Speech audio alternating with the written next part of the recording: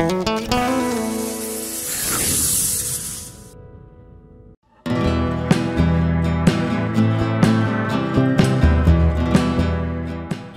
প্ৰিয় দৰ্শক, মই হিমাংশু প্ৰসাদ দাস। এই মুহূৰ্তত উপস্থিত আছোঁ মই গুৱাহাটী মহানগৰীত। এই গুৱাহাটী মহানগৰী হৈছে উত্তৰ পূব ভাৰতৰ তৃতীয় বৃহত্তম মহানগৰী। কলকাতা আৰু পাটনাৰ পিছতে গুৱাহাটী মহানগৰীৰ স্থান। এই গুৱাহাটী মহানগৰীৰ ওচৰে পাজৰে আছে বহুতো ঐতিহ্যপূৰ্ণ পৰ্যটনস্থলী। আজি আমি এই অনুষ্ঠানৰ মাজেৰে আপোনালোকক দেখুৱাবলৈ চেষ্টা কৰিম সেই ঐতিহ্যপূৰ্ণ পৰ্যটনস্থলীসমূহ। গতিকে আহক আপোনালোকেও আমাৰ সৈতে আৰম্ভ কৰক এই যাত্ৰা। উত্তৰ পূৰ্বাঞ্চলৰ দুৱাৰমুখ গুৱাহাটী এখন ঐতিহ্যমণ্ডিত আৰু ইতিহাস প্ৰসিদ্ধ মহানগৰ। প্ৰাচীন কালত প্ৰাগজ্যোতিষপুৰ নামেৰে জনাজাত এই মহানগৰখনৰ ইতিহাস প্ৰসিদ্ধ ঐতিহাসিক ক্ষেত্ৰসমূহে অতীতৰ কামৰূপৰ প্ৰাচীন পৰম্পৰা আৰু নান্দনিক সংস্কৃতিক বহন কৰি আহিছে।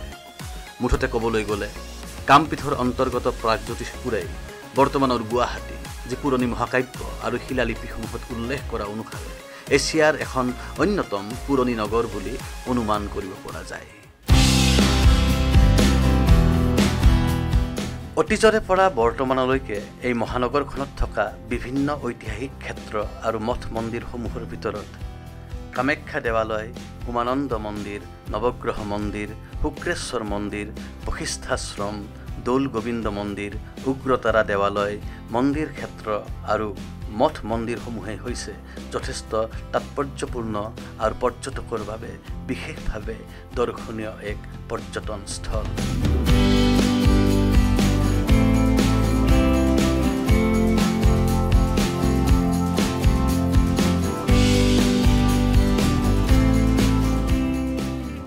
প্ৰিয় দৰ্শক, এই মুহূৰ্তত মই উপস্থিত আছোঁ মাছখোৱাৰ ব্ৰহ্মপুত্ৰৰ পাৰত আৰু ইয়াৰ পৰাই আমি দেখি আছোঁ উত্তৰ গুৱাহাটী। উত্তৰ গুৱাহাটীলৈকে আমি যাবৰ কাৰণে সাধাৰণতে ফেৰী ব্যৱহাৰ কৰোঁ, নতুবা ব্ৰহ্মপুত্ৰৰ ওপৰত থকা শৰাইঘাট দলঙেৰে আমি অহা যোৱা কৰোঁ। আৰু তেতিয়া প্ৰায় আলোচনা হয় যে উত্তৰ গুৱাহাটী আৰু গুৱাহাটীৰ মাজত যদি এখন দলং থাকিলহেঁতেন তেতিয়াহ'লে যাতায়াতৰ কাৰণে কিমান সুবিধা হ'লহেঁতেন, মানুহৰ সময়ৰ ৰাহি হ'লহেঁতেন। আৰু এতিয়া এই হেঁতেনৰ উত্তৰলৈ আহি আছে এটা ভাল খবৰ। নিৰ্মাণ হৈ আছে এখন দলং ব্ৰহ্মপুত্ৰৰ ওপৰত, আন এখন নতুন দলং, যিখন দলঙৰ দৈৰ্ঘ্য হ'বলৈ গৈ আছে 1.5 কিলোমিটাৰ আৰু 6 লেনযুক্ত। আৰু এই দলংখন হোৱাৰ পিছতে উত্তৰ গুৱাহাটী আৰু গুৱাহাটীৰ মাজত যোগাযোগ আগৰ তুলনাত অতি সহজলভ্য হৈ পৰিব। প্ৰায় 5 মিনিটৰ ভিতৰতে আমি উত্তৰ গুৱাহাটীলৈকে অহা যোৱা কৰিব পাৰিম আৰু নিশ্চয়কৈ ইয়ে আমাৰ পৰ্যটন ক্ষেত্ৰখনকো উপকৃত কৰিব। আহক তেতিয়াহ'লে আমি আজি যাওঁ উত্তৰ গুৱাহাটীলৈকে, আৰু আজি আমি যাম ব্ৰহ্মপুত্ৰৰ ওপৰত থকা প্ৰথমখন দলং শৰাইঘাটৰ ওপৰেৰে।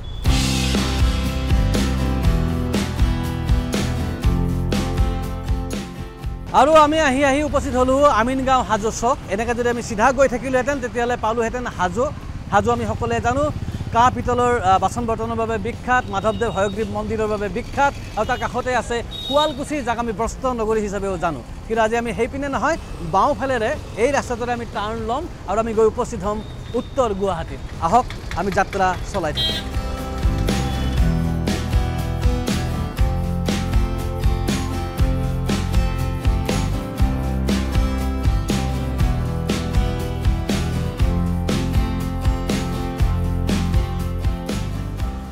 আমি আহি উপস্থিত হ'লোহি উত্তৰ গুৱাহাটীৰ মহাপ্ৰভু শ্ৰী শ্ৰী দৌল গোবিন্দ মন্দিৰত। আহক আমি এতিয়া মন্দিৰ চৌহদত প্ৰৱেশ কৰোঁ।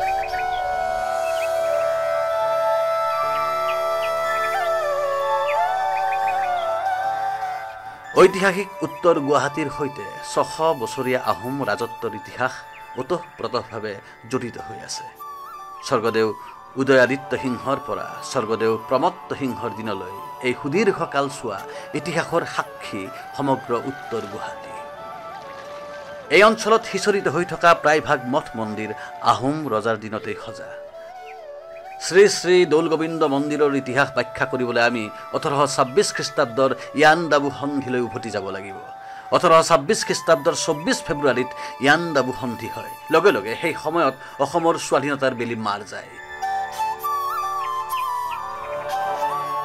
সেই অনুসৰি নলবাৰী অঞ্চলৰ সদৰ আমিনৰ দায়িত্বত উত্তৰ গুৱাহাটীৰ খজিন্দাৰ বৰুৱা বংশৰ সুসন্তান গৰ্গৰাম বৰুৱা আছিল। এই গড়গড়াম বৰুৱাই নলবাৰীৰ জেকেৰিয়া গাঁৱৰ সমীপতে থকা সন্ধ্যাঝাৰ নামৰ অতব্য অৰণ্যখনৰ পৰা এটি কৃষ্ণ মূৰ্তি উদ্ধাৰ কৰে আৰু ৰাইজৰ সহযোগত উত্তৰ গুৱাহাটীৰ ৰজাদুৱাৰত থকা নিজ গাঁৱৰ নামঘৰত স্থাপন কৰে। এই দৌল গোবিন্দ মন্দিৰত ক'ৰ পৰা দৰ্শনাৰ্থী আহে? দৌল গোবিন্দ মন্দিৰতো আমাৰ ভাৰতৰ বিভিন্ন ঠাইৰ পৰা দৰ্শনাৰ্থী অসমৰ মানুহখিনি আছেই, স্থানীয় মানুহখিনি আছেই। তাৰোপৰিও আমাৰ বাহিৰৰ মানুহ বিশেষকৈ আপোনাৰ বিহাৰ, ইউ পি, পশ্চিমবংগৰ বহুত আহে। তাৰপিছত আপোনাৰ ৰাজস্থান আহে আৰু এইফালে বাংগালোৰ আৰু দক্ষিণ ভাৰতৰ আমাৰ যেনে তামিলনাডু, কেৰেলা এইবিলাক প্ৰায় মানুহ আহি থাকে। আৰু দৌলৰ সময়তো চাৰিওফালৰ পৰা মানুহ আহে। আমাৰ ইয়াতে ফৰেনাৰ্ছো বহুত আহে, বাহিৰৰ মানুহ বহুত আহে, ফৰেনাৰ মানুহ আহে বহুত। প্ৰতিদিনে গড় হিচাপে যদি আমি ধৰোঁ কিমান দৰ্শনাৰ্থী আহে? প্ৰতিমাহে 30,000 ধৰক। 30,000। যিটো স্থানীয় আমাৰ যিখিনি মানুহ আছে গাঁৱৰ মানুহ, তেওঁলোক আৰ্থিকভাৱে যথেষ্ট মানে হেৰি হয়, উপকৃত হয়, আমি ভাবোঁ এনেকুৱা। বৰ্তমানে এই বিগ্ৰহজনা উত্তৰ গুৱাহাটীৰ চন্দ্ৰ ভাৰতী পাহাৰৰ নামনি অঞ্চলৰ শ্ৰী শ্ৰী মহাপ্ৰভু দৌল গোবিন্দ মন্দিৰত শ্ৰী শ্ৰী দৌল গোবিন্দ মহাপ্ৰভু ৰূপে বিৰাজমান হৈ আছে। ভগৱান শ্ৰীকৃষ্ণৰ প্ৰতি সমৰ্পিত এই মন্দিৰটোলৈ কেৱল শ্ৰীকৃষ্ণৰ ভক্তই নহয়, বিভিন্ন ধৰ্মাৱলম্বী লোক এই মন্দিৰটোলৈ দৰ্শনৰ বাবে আৰু আশে পাশে থকা অঞ্চলসমূহৰ প্ৰাকৃতিক সৌন্দৰ্য উপভোগ কৰিবলৈ আহে। এই মন্দিৰটোৰ প্ৰাকৃতিক অৱস্থিতি আৰু সৌন্দৰ্যই সকলোকে আকৰ্ষিত কৰা পৰিলক্ষিত হৈছে। আহিছে বহুতো দৰ্শনাৰ্থী। আমি কথা পাতিম। বাইদেউ নমস্কাৰ দেই, আপোনালোকৰ পৰা অকণমান সময় ল'ম। ঠিক আছে। আপোনালোক ক'ৰ পৰা আহিছে? আমি শিৱসাগৰ আমগুৰিৰ পৰা আহিছোঁ। শিৱসাগৰ আমগুৰিটো বহুত দূৰ। আপোনালোকে মানে কেতিয়া আহিলে? আমাৰ 3-4 দিন হ'ল আমি আহি গুৱাহাটীত বাইদেউ ঘৰত আছোঁ।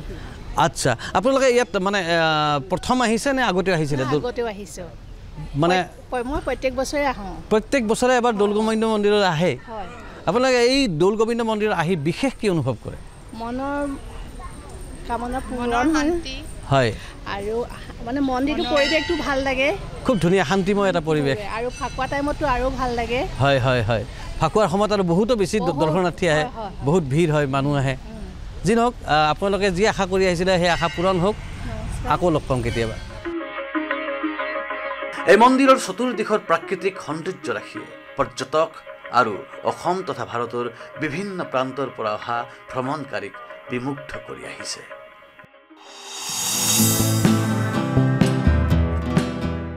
এতিয়া আহি আমি উপস্থিত হ'লোহি অশ্বক্ৰান্ত দেৱালয়ৰ প্ৰাংগণত।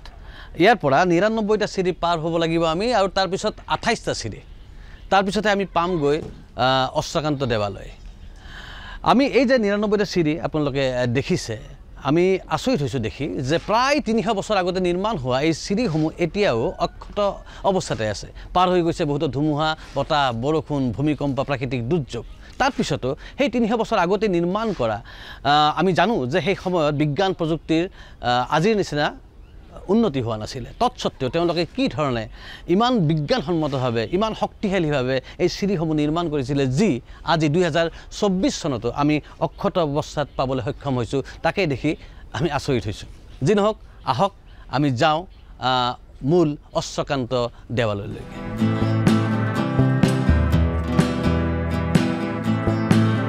অসমৰ প্ৰাচীন ঐতিহ্যমণ্ডিত স্থানসমূহৰ ভিতৰত অশ্বক্লান্ত দেৱালয়ে ইয়াৰ ঐতিহাসিক তাৎপৰ্যৰ বাবে এক বিশেষ স্থান লাভ কৰি আহিছে। ইয়াত দুটা মুখ্য মন্দিৰ আছে, কুৰ্ম জনাৰ্দন আৰু অনন্ত শয্যাশায়ী নাৰায়ণ মন্দিৰ। অনন্ত শয্যাশায়ী নাৰায়ণ মন্দিৰত থকা নাৰায়ণৰ মূৰ্তিটোৰ এক বিশেষ বৈশিষ্ট্য আছে। এই মূৰ্তি হৈছে অসমৰ একমাত্ৰ অনন্ত শয্যাশায়ী নাৰায়ণৰ মূৰ্তি। আহোম স্বৰ্গদেউ শিৱসিংহই ১৭২০ খ্ৰীষ্টাব্দত প্ৰাচীন ভাৰতীয় ভাস্কৰ্যৰ সুৰক্ষা আৰু সংৰক্ষণৰ উদ্দেশ্যেৰে এই বিৰল বিষ্ণু মূৰ্তিৰ সুৰক্ষাৰ বাবে মন্দিৰটো স্থাপন কৰিছিল। কুৰ্ম জনাৰ্দন মন্দিৰৰ মূৰ্তিটো ৩০০ বছৰ পুৰণি। ১৭২০ খ্ৰীষ্টাব্দৰ পৰাই অনন্ত শয্যাশায়ী নাৰায়ণৰ মন্দিৰত নিয়মীয়াকৈ পূজা আৰম্ভ কৰা হয়।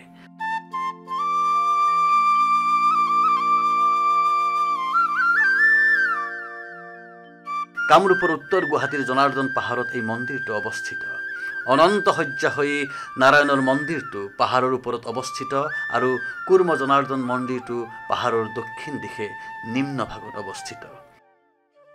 এতিয়া আমি উপস্থিত আছোঁ অশ্বক্ৰান্ত দেৱালয়ত। এই দেৱালয়ৰ ইতিহাসনো কি তাকে জানিবৰ বাবে আহক আমি লগ পাওঁ এই দেৱালয়ৰ পৰিচালনা কমিটিৰ সভাপতি মহোদয়। নমস্কাৰ। নমস্কাৰ। হয়, আমি জানিব বিচাৰিছোঁ এই দেৱালয়ৰ ইতিহাস সম্পৰ্কে। যোগিনী তন্ত্ৰত লিখা আছে কলি যুগত শ্ৰেষ্ঠ তীৰ্থ হিচাপে অশ্বক্লান্ত দেৱালয়ক কোৱা হয় আৰু ইয়াৰ অৱস্থিতি দাপৰ যুগৰ পৰা। ভগৱান শ্ৰীকৃষ্ণই ইয়াত 3বাৰকৈ আহিছিলে। নৰকাসুৰক বধ কৰাৰ সময়ত তেওঁ ইয়ালৈ আহিছিলে, অৰ্জুনক লৈ তেওঁ আহিছিলে আৰু ৰুক্মিণী হৰণৰ সময়ত আহিছিলে। এই 3বাৰ তেওঁ দাপৰ যুগত আহিছিলে। গতিকে অশ্বক্লান্ত দেৱালয়ৰ অৱস্থিতি দাপৰ যুগৰ পৰা। আৰু এটা কথা হ'ল যে ইয়াত 2টা মন্দিৰ আছে আৰু ইয়াতে দৰঙী ৰজা ৰঘুনন্দনে প্ৰায় 600তকৈ অধিক বছৰ আগত এই মন্দিৰটো নিৰ্মাণ কৰিছিলে। আৰু ওপৰৰ মন্দিৰটো তাৰো কাহিনী আছে। এক সদাগৰে নেপালৰ পৰা সেই মূৰ্তিটো আনিছিলে আৰু আনতে ব্ৰহ্মপুত্ৰদি উজাই যাওঁতে তেওঁৰ মানে নাওখন ইয়াত ৰখি গৈছিলে আৰু ৰখি যাই তেওঁ সপোন দেখাইছিলে যে মই আগলৈকে নাযাওঁ, ইয়াত মূৰ্তি স্থাপন কৰিব লাগে। আৰু সেই মৰ্মে এই মূৰ্তিটো ওপৰত স্থাপন কৰা হ'ল আৰু শিৱসিংহই এই মন্দিৰটো প্ৰতিষ্ঠা কৰি দিলে। আমি ইতিমধ্যে আমাৰ দেখিছে বিল্ডিং হৈছে, গতিকে তাতে আমি এতিয়া বাহিৰৰ পৰা যিসকল পিলগ্ৰিমছ বা টুৰিষ্ট ভক্তপ্ৰাণ ৰাইজ আহিব তেওঁলোকক থকাৰ সুবিধা কৰি দিব পৰা যাব। অশ্বক্লান্ত দেৱালয় 3 ফালৰ পৰা ব্ৰহ্মপুত্ৰ আছে, 3টা ছাইডত, যে ব্ৰহ্মপুত্ৰই যেন নেকি অশ্বক্লান্ত দেৱালয়ক ধৰি আছে। ভাৰতীয় দৰ্শনত অশ্বক্লান্ত দেৱালয়ৰ বিষয়ে 3টা পৌৰাণিক কাহিনী আছে। ইয়াৰ প্ৰথমটো হৈছে পুৰাণ আৰু যোগিনী তন্ত্ৰত উল্লেখ থকা অনুসৰি দ্বাৰকাৰ ৰজা শ্ৰীকৃষ্ণই নৰকাসুৰৰ নিষ্ঠুৰ কবলৰ পৰা প্ৰাগজ্যোতিষপুৰৰ জনসাধাৰণক উদ্ধাৰ কৰাৰ নিমিত্তে প্ৰাগজ্যোতিষপুৰলৈ ঘোঁৰাৰ ৰথেৰে আহিছিল আৰু এই স্থানতেই জিৰণি লৈছিল। যিহেতু ঘোঁৰাবোৰ যুদ্ধত ক্লান্ত হৈ পৰিছিল, সেইবাবে এই স্থানৰ নাম অশ্বক্লান্ত হিচাপে জনা যায়। দ্বিতীয়টো হৈছে বিদৰ্ভ ৰাজৰ জীয়ৰী ৰুক্মিণীক বিয়া কৰাই দ্বাৰকালৈ প্ৰস্থান কৰোঁতে শ্ৰীকৃষ্ণৰ ঘোঁৰাবোৰ ভাগৰি পৰিছিল আৰু ইয়াতেই জিৰণি লৈছিল। তৃতীয়তে কুৰুক্ষেত্ৰৰ যুদ্ধৰ সময়ত কৌৰৱৰ হাতত অভিমন্যুৰ মৃত্যু নিশ্চিত কৰিবলৈ শ্ৰীকৃষ্ণই অৰ্জুনক পুৰণি কামৰূপলৈ লৈ আহিছিল। কামৰূপলৈ অহাৰ সময়ত তেওঁলোক হাজোৰ সমীপৰ সপ্তদল অথবা শতদলত উপস্থিত হয়। দীঘলীয়া যাত্ৰাৰ বাবে তেওঁলোকৰ ঘোঁৰাবোৰ ভাগৰি পৰিছিল আৰু এই স্থানতে জিৰণি লৈছিল। সেয়েহে এই ঠাইখনৰ নাম অশ্বক্লান্ত নামেৰে জনা যায়। মহাবাহু ব্ৰহ্মপুত্ৰৰ পাৰত অৱস্থিত অশ্বক্লান্ত দেৱালয়ৰ প্ৰাকৃতিক সৌন্দৰ্য অতি আকৰ্ষণীয়। এই মন্দিৰলৈ অহা ভক্তসকলে মন্দিৰৰ মনোৰম সৌন্দৰ্য আৰু শান্তিপূৰ্ণ পৰিৱেশৰ দ্বাৰা যথেষ্ট আকৰ্ষিত হৈ আহিছে।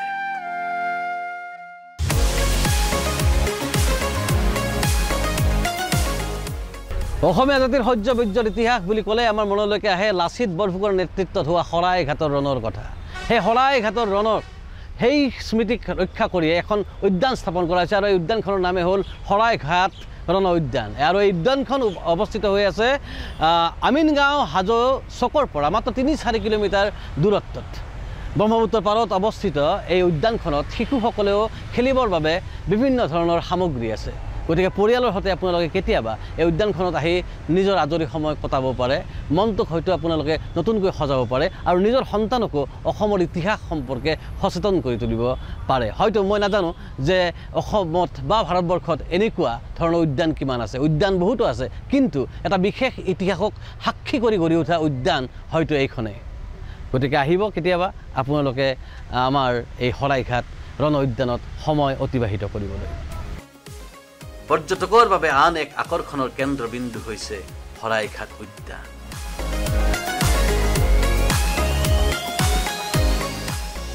উদ্যানখন 1671 খ্ৰীষ্টাব্দত সংঘটিত হোৱা ঐতিহাসিক শৰাইঘাট যুদ্ধৰ সৈতে সম্পৰ্কিত।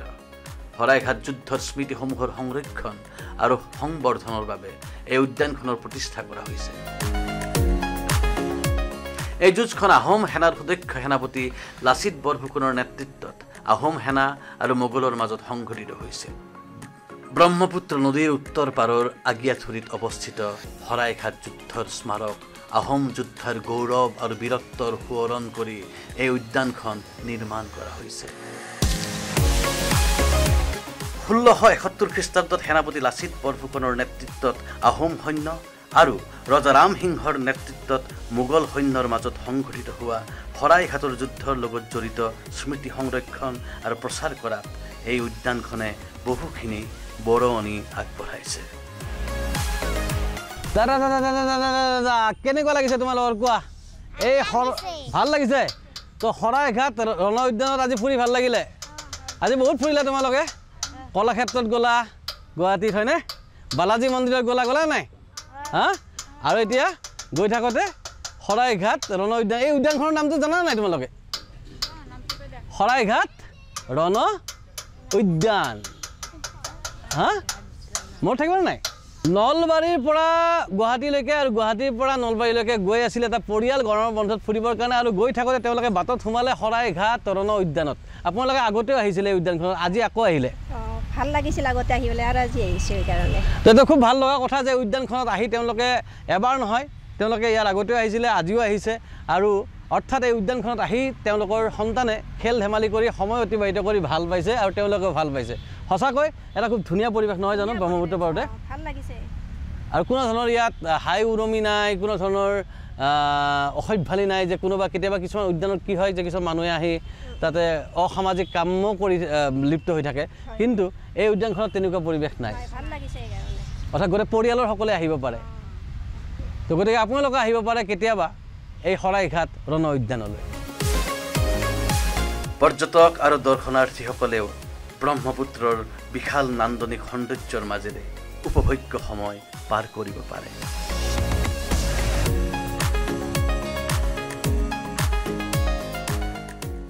উত্তৰ গুৱাহাটীৰ পৰা আহি আমি উপস্থিত হ'লোহি জালুকবাৰী, যাক কোৱা হয় উত্তৰ পূৰ্বাঞ্চলৰ দুৱাৰমুখ হিচাপে।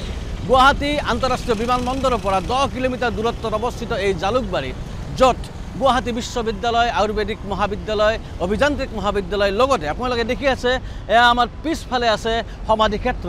আৰু এই সমাধিক্ষেত্ৰ হ'ল বিশ্ববৰেণ্য শিল্পী অসমবাসী ৰাইজৰ হিয়াৰ আমঠু ডক্টৰ ভূপেন হাজৰিকাদেৱৰ সমাধিক্ষেত্ৰ।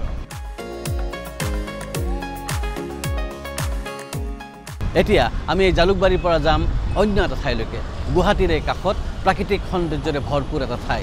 কলৈকে যাম এতিয়া নকওঁ, আপোনালোকেও অব্যাহত ৰাখক আমাৰ সৈতে এই যাত্ৰা।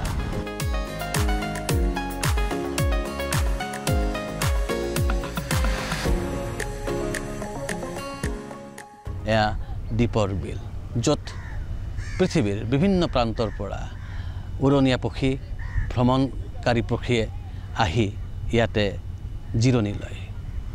এই দ্বীপৰ বিল, যি গুৱাহাটী মহানগৰীৰ প্ৰাকৃতিক বৈচিত্ৰতাৰ বাবে খুবেই গুৰুত্বপূৰ্ণ। ইয়াতে বিভিন্ন ধৰণৰ আলংকাৰিক মাছ, ঔষধি উদ্ভিদ আৰু লিলি ফুল পৰ্যাপ্ত পৰিমাণে ইয়াত উপলব্ধ হয়। এই দ্বীপৰ বিল খুবেই ওচৰতে, যি এতিয়া বনভোজ খাবলৈ অহা ব্যক্তিসকলৰ বাবে খুবেই আকৰ্ষণীয় এটা স্থলীত পৰিগণিত হৈছে। বিস্তৃত জলভূমি, আৰু ইয়াত আহি বহুতে সময় কটাই ভাল পায়। গতিকে আপোনালোকে আহিব পাৰে গুৱাহাটী মহানগৰীৰ সমীপতে এই দ্বীপৰ বিল। গুৱাহাটী চহৰৰ দক্ষিণ পশ্চিমে অৱস্থিত দ্বীপৰ বিল ব্ৰহ্মপুত্ৰ উপত্যকাৰ অন্যতম বৃহৎ বিল। জৈৱিক আৰু পৰিৱেশগত গুৰুত্বৰ বাবে এই জলাশয় অভয়াৰণ্য সংৰক্ষণ কাৰ্যকলাপৰ বাবে এক বিশেষ ভূমিকা পালন কৰে। দ্বীপৰ বিলত বিভিন্ন ধৰণৰ থলুৱা মাছৰ প্ৰজনন হয়, আৰু ই হ্ৰদটোৰ কাষৰীয়া অঞ্চলত বসবাস কৰা লোকসকলৰ বাবে জীৱিকাৰ এক স্থায়ী উৎস। ইয়াৰ উপৰিও 150টাতকৈ অধিক প্ৰজাতিৰ পৰিভ্ৰমী আৰু অন্যান্য থলুৱা চৰাই, যেনে গ্ৰেটাৰ এডজুণ্টেন্স ষ্টৰ্কৰ সমাগমৰ বাবে ই হৈছে এক বিশেষ বন্যপ্ৰাণী অভয়াৰণ্য। যিহেতু বৰ্তমানে গ্ৰীষ্মকালীন বতৰ, গতিকে চৰাইবোৰ দেখা নাযায়, কাৰণ এই সুন্দৰ জলাশয়টোত পক্ষী প্ৰজাতিটোৰ বিচৰণ কৰিবলৈ উপযুক্ত সময় হ'ল নৱেম্বৰৰ পৰা জানুৱাৰীলৈকে। দীপৰ বিলৰ পাৰতে অসম চৰকাৰৰ বন্যপ্ৰাণী সংৰক্ষণ এটা কেন্দ্ৰ আছে। সেই কেন্দ্ৰৰ লগতেই এখনি উদ্যান আছে, য'ত পৰ্যটকসকলে আহি জিৰণি ল'বও পাৰে।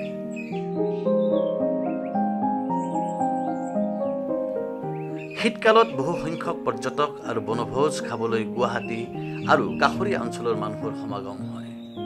এই অভয়াৰণ্যখনত সময়ে সময়ে বনৰীয়া হাতীৰ জাকো দেখিবলৈ পোৱা যায়।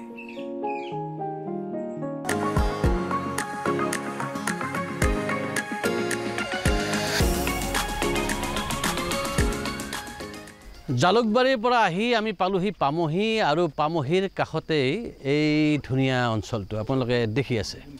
গছ গছনিৰে ভৰপূৰ এটা ধুনীয়া প্ৰাকৃতিক অঞ্চল, আৰু এই ঠাইখিনিতে অৱস্থিত হৈ আছে এটা বিশেষ মন্দিৰ। সেই মন্দিৰটোৰ বিষয়ে আপোনালোকক আমি ক'ম। তাৰ আগতে আমি দেখুৱাই ল'ব খুজিছোঁ এই বাটটো আহি এটা লুংলুঙীয়া ধুনীয়া পাহাৰৰ মাজে মাজে থকা এটা বাট, আৰু এই বাটটোৰে গৈ পাম আমি সেই বিশেষ মন্দিৰটো। আহক আমি আৰু অকণমান আগবাঢ়ি যাওঁ। এয়া হৈছে গুৱাহাটীৰ সমীপৰ পামহিত অৱস্থিত ডাকিনী পাহাৰৰ জ্যোতিৰ্লিংগ ধাম ভীমাশংকৰ শিৱধাম।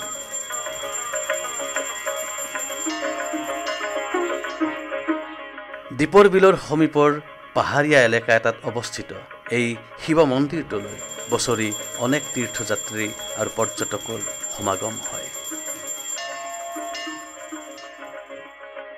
পৌৰাণিক আখ্যান অনুসৰি ইয়াতেই দেৱাদিদেৱ মহাদেৱে ভীমাসুৰ নামৰ এটি অসুৰক বধ কৰিছিল।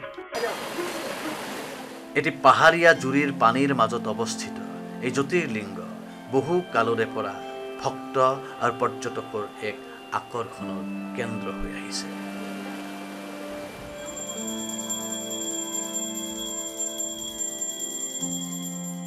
দীপৰ বিলৰ সমীপৰ পামহিত অৱস্থিত শিৱপুৰাণত উল্লেখিত ভীমাশংকৰ জ্যোতিৰ্লিংগ হৈছে দ্বাদশ জ্যোতিৰ্লিংগৰ ষষ্ঠ জ্যোতিৰ্লিংগ। গুৱাহাটী মহানগৰীৰ পৰা প্ৰায় 15 কিলোমিটাৰ দূৰৰ 37 নম্বৰ ৰাষ্ট্ৰীয় ঘাইপথৰ গড়চুকৰ দিশৰ পৰা আৰু গুৱাহাটী বিমানবন্দৰৰ পৰা 20 কিলোমিটাৰ দূৰত ডাকিনী পাহাৰত ই অৱস্থিত। সেউজ অৰণ্যৰে আৱৰা আৰু অনাদি কালৰে পৰা বৈ অহা এটি পাহাৰীয়া জুৰিৰ মাজত অৱস্থিত এই ভীমাশংকৰ শিৱলিংগটো দৰ্শন কৰিবলৈ সদায় অনেক তীৰ্থযাত্ৰীৰ সমাগম হয়। দৰাচলতে ইয়াত কোনো মন্দিৰ নাই। পামহিৰ সমীপৰ ডাকিনী পাহাৰৰ পৰা বৈ অহা এটি জুৰিৰ নিৰ্মল জলাধাৰৰ মাজত এই জ্যোতিৰ্লিংগটো বিৰাজমান হৈ আছে।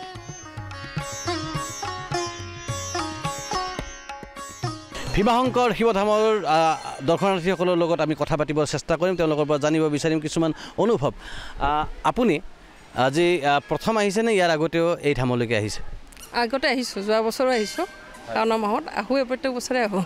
এই শিৱধামলৈকে আহি আপুনি কি বিশেষ অনুভৱ কৰে? ইয়াতে মনটো বহুত পবিত্ৰ পবিত্ৰ লাগে ইয়াতে আহিলে। মানে যিমান আমি লাইন পাতি শাৰী পাতি থাকিলেও মানে কষ্ট অনুভৱ নহয়। একদম সাংঘাতিক কিবা এটা আহিয়ে কিবা এটা ভাল লাগে, এইটো মানে বুজাব নোৱাৰোঁ আৰু। ইমান কষ্ট কৰি হ'লেও এই শাৰী পাতি হ'লেও যে আহিছোঁ, ইমান মনোৰম প্ৰকৃতিক তাৰমানে সঁচাকৈ মানে বহুত ভাল লাগে আৰু। বহুত ভাল লাগিছে আহি, বিশেষ অনুভৱ মানে ধৰক পৰিৱেশটো বহুত ধুনীয়া ঠাণ্ডা, সেইটোৱে ভাল লাগিছে। শান্তি অনুভৱ কৰা গৈছে, মনটো নিজকে শান্তি, পৰিৱেশটোও ধুনীয়া।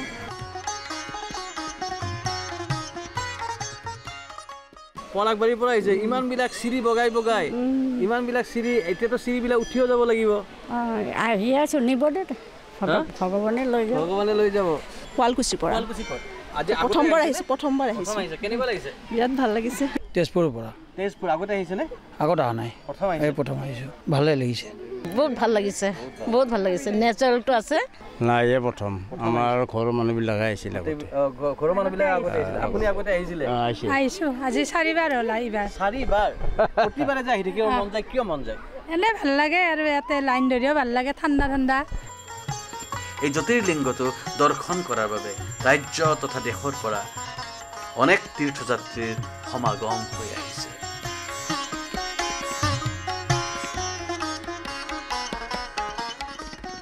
প্ৰিয় দৰ্শক, আমি আপোনালোকক গুৱাহাটীৰ আশে পাশে থকা কেইবাটাও ইতিহাস প্ৰসিদ্ধ অঞ্চল দেখুৱাবলৈ চেষ্টা কৰিলোঁ যদিহে আপোনালোকে আমাৰ অনুষ্ঠান চাই ভাল পাইছে যদিহে সেই ঠাইবোৰৰ বিষয়ে আপোনালোকৰ আগ্ৰহ জন্মিছে তেতিয়াহ'লে আপোনালোকেও নিজৰ আজৰি সময়ত পৰিয়ালৰ সৈতে সেই ঠাইবোৰত ফুৰিবলৈ আহিব পাৰে আগলৈও আমি আপোনালোকৰ ওচৰলৈকে এনেকুৱা অনুষ্ঠান লৈ আহিম আশা ৰাখিছোঁ আপোনালোক ভালে থাকিব আকৌ লগ পাম ধন্যবাদ